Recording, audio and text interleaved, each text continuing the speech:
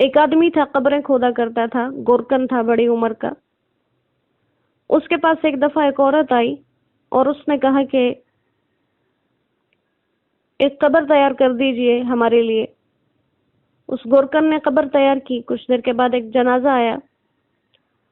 جنازے کے ساتھ بہت ہجوم نہیں تھا، لوگ نہیں تھے، تو وہ گورکن بھی دفن کرنے میں شریک ہو گیا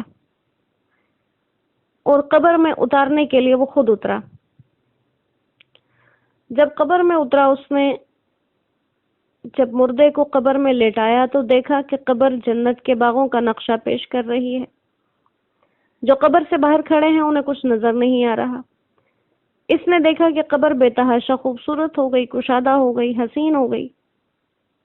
جب دفن سے فارغ ہوئے اس عورت کو تلاش کیا لیکن کہیں پتہ نہیں چلا.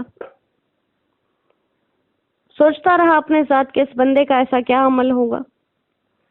کچھ عرصے کے بعد وہی عورت دوبارہ آئی، پھر سے قبر کھودنے کی فرمائش کی. اس نے قبر تیار کی، پھر جنازہ لایا گیا. پھر جنازے کے ساتھ لوگ کم تھے.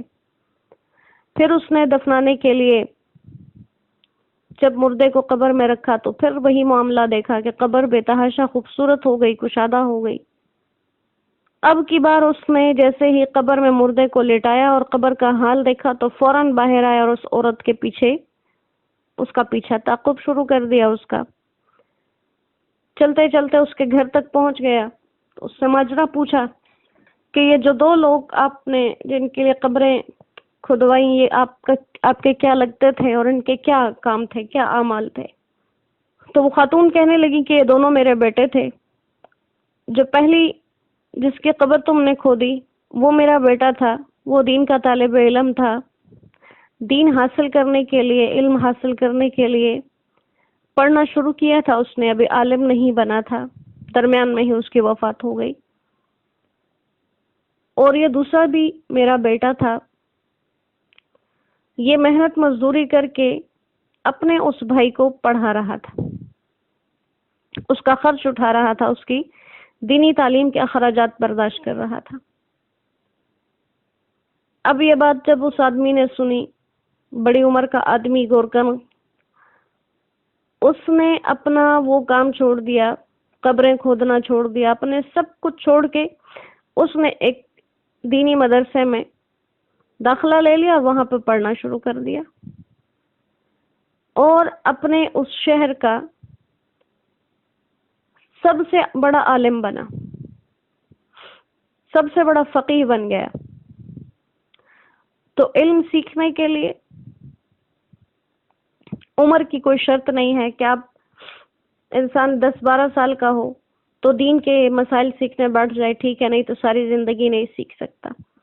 اللہ سبحانہ و تعالیٰ نے تو جب قرآن کو سکھانا شروع کیا اپنے نبی کو، پہلی وحی آپ پر آئی، آپ کی عمر مبارک 40 سال تھی.